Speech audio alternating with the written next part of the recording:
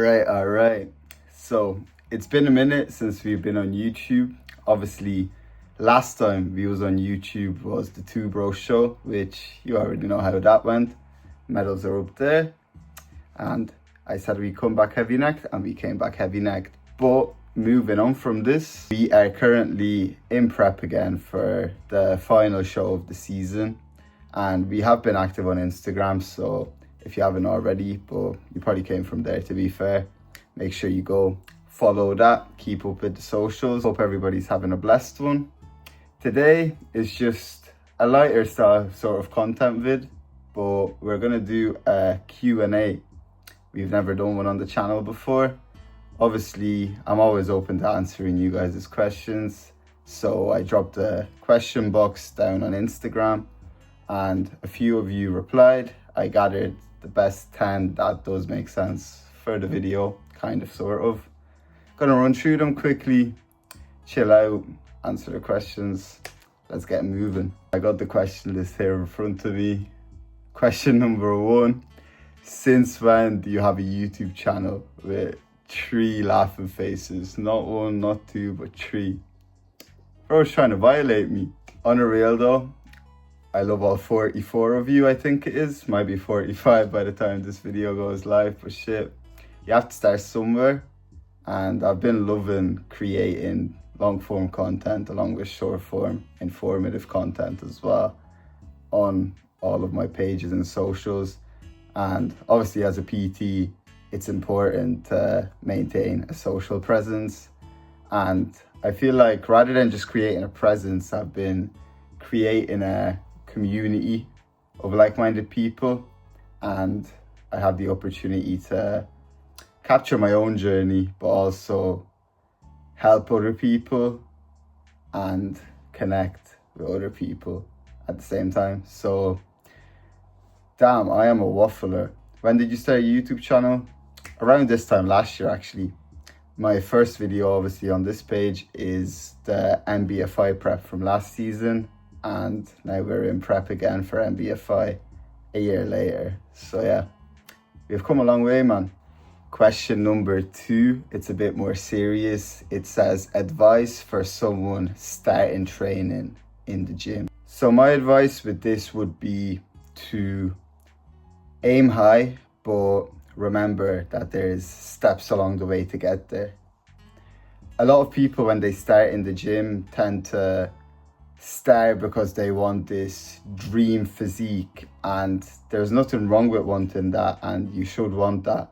But you have to realize, let's say F1 drivers, for example, they didn't just hop in a whip and start going around the track straight away. They learned how to drive, control the pedals, control the car, get into the go-karts, all of that. My point is, there's a process to everything that you are doing. For someone just starting out in the gym, I don't know what shape you're in, obviously, what your skill sets are, but getting into the gym for half an hour, 40 minutes on your first day, and even just building up a sweat with doing a bit of cardio, maybe doing 1 or 2 exercises, is a W, it's a win. Then the next day, the main thing is that you show up. Once you're there 2 days in a row, that's another W regardless of what you do. And you can keep building on these small baby step victories. And ultimately, you're going to grow in the process. Hopefully you get the right help and guidance that you need along the way, and also the right self-help and guidance that you may give to yourself. And with all of this, you're slowly going to build up to your ultimate goal eventually. The catch is with the journey though is that you're never going to end up being truly and really satisfied with your end form. It's always going to keep evolving. The goalposts are always going to be moving, but you're going to end up loving the process and improving like crazy along the way. So yeah, anybody who's a beginner in the gym and just starting training, reach out. I'm always here to help. All right, question number 3. What is the biggest challenge compared to this season than last season? So last season was really just a trial, to be honest. No matter what way it went, I think I would have been satisfied. Obviously, it did go really well, but it was only one show and just one single prep for a show. this year, obviously, starting out with the results from last year, we went to shows where the competition and the quality was a lot higher. So that was a challenge, but we kind of lived up to it. And I feel like me, myself, as an athlete, I improved so much from this season compared to last that wasn't even the main challenge, so to say. But I would say the biggest challenge of this bodybuilding season compared to last year, really and truly, is the length and duration of the season that I am doing. So I've already done 2 shows, the last one being about 3 weeks ago now, and the next one and final one being in about 8 weeks. But it is a time period from pretty much the start of summer to the end of September where I am doing shows, and prep started before that. So it's a longer season, and the biggest challenge is being able to last all throughout, doing the preps, maintaining myself and keeping on track. But we're doing it, and we're loving every step of the way. So yeah, can't wait for the season finale. Question number 4 is sort of relating to the last one. How did it feel stepping on stage this year, knowing that competition is going to be stronger? To be honest, me, myself, as an athlete, I never really think about competition or who I'm up against on the day. I don't even really like to look up who I'm going up against. I just show up, bring my best package, and go from there. But obviously, with DFBA Global being the first show, and for it to be a qualification system show, it meant that everybody that was going to be there on the day was going to be of a very, very high standard. But to be honest, seeing how far I came as an athlete and how much better of a package I was bringing than last year, I was just excited to get on stage, man. And at the end, it went very, very smooth. All right, question number 5. How has your faith grown being in prep? So as you know, and as I've openly referred to on socials before, I am a Christian, and I dedicate myself and all glory to God, Jesus Christ. I know for a fact other Christian bodybuilders have experienced this, as they've openly talked about it as well. But when you're in prep, your sort of reliance on your faith and your faith altogether just feels and becomes a lot stronger and a lot more meaningful and a lot more purposeful. But in regards to the question, all of this season and while I have been in prep, my bad tendency to sort of rely on my own strengths solely has diminished, and my reliance on Jesus Christ and God and my faith as a whole has increased. And I found myself asking God for more and more strength, which he has provided all throughout the season, which I'm really grateful for. Question number 6, moving on. How do you balance a social life whilst bodybuilding? This is a question I get asked a lot, and if you want me to go more in detail about this question or any of the other questions in this video, as I am kind of just rapidly going through them, do let me know and I can make a whole separate video talking about these topics. But to answer the question, you just have to be sensible, man. So you're gonna have to accept that bodybuilding is a sport that doesn't just take up maybe an hour of your day every day, but it is your life, it is your routine, it is part of your identity. Now, obviously, it is more than possible to balance a social life with bodybuilding, as I have been doing it now for over a year. But as part of the process, you're gonna have to accept that there is gonna be lonelier periods where you have to take time away from maybe the social aspects of your life and work on yourself. And then there's going to be periods where you rely more on your overall environment, and it's actually better for you to be social. And don't forget to enjoy life, as just boxing yourself off completely never benefits you or your physique. But yeah, quick answer, there's going to be some periods where they're lonelier and your social life will have to take a hit, And then other times you're going to be relying on it more to keep you on the right path. Be sensible in it. But I can touch on this topic more, and I probably will in a real sort of format in the future. 7, and it is more a question about my coaching. Can beginners work with you, and do you also train women? Yes and yes. So I take clients on all levels, whether it's beginner, intermediate, advanced, for contest preps, for somebody just starting out in the gym.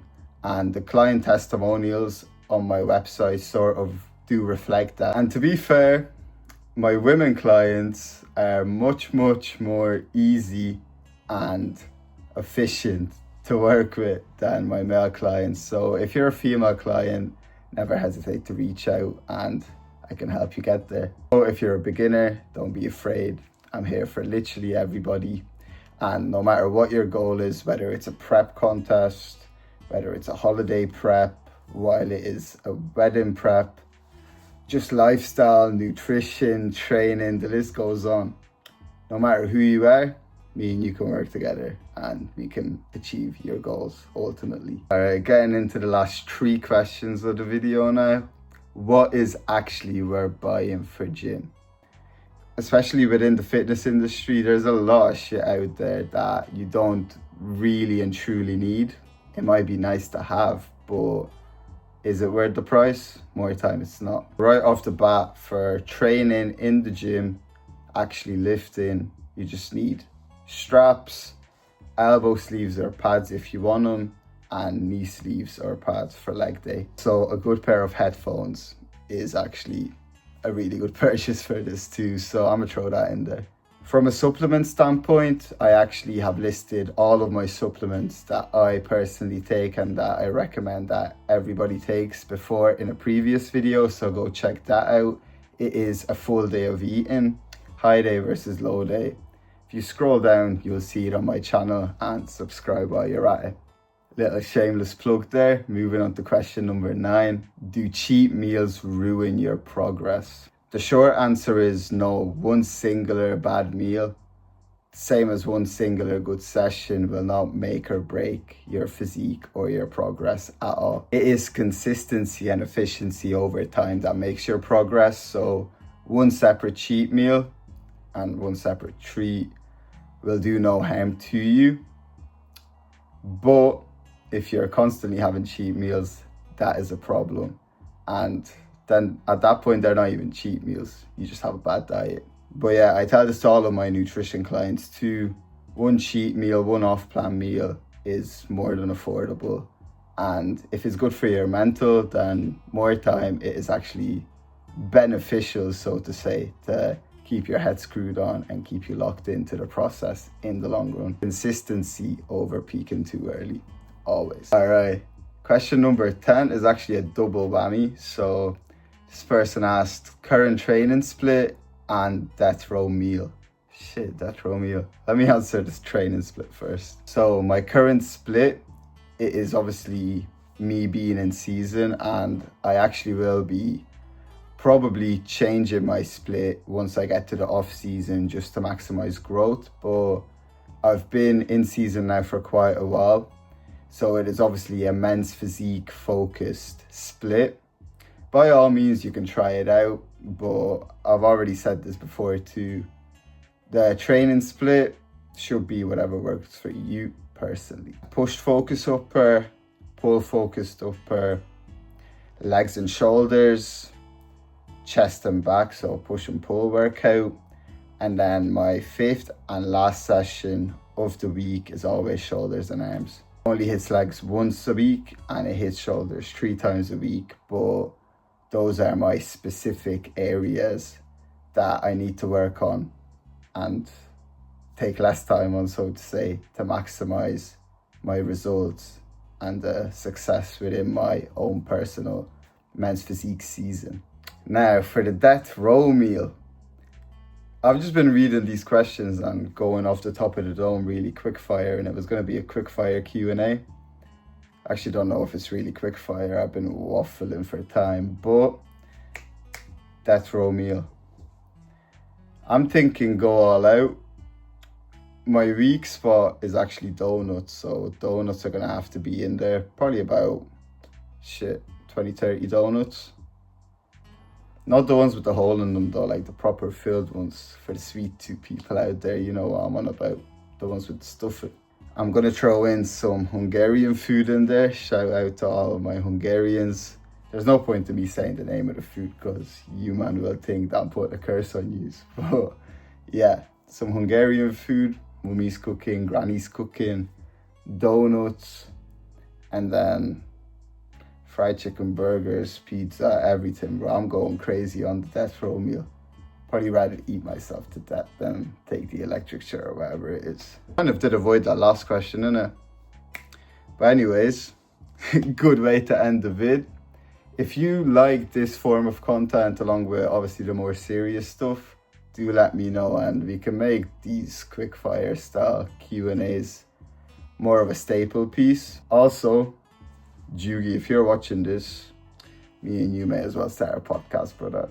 But ending off the video here, first ever quickfire Q&A on the YouTube. It's been a minute since we have been on YouTube and done any type of long form, but hope you've enjoyed. Follow the Instagram if you haven't already. Coaching info and links in the bio over there, so go check that out too. And yeah, hope everybody's having a blessed day. Currently 9 weeks out from the show and there's going to be more and more content to follow. So yeah, stay tuned. Love.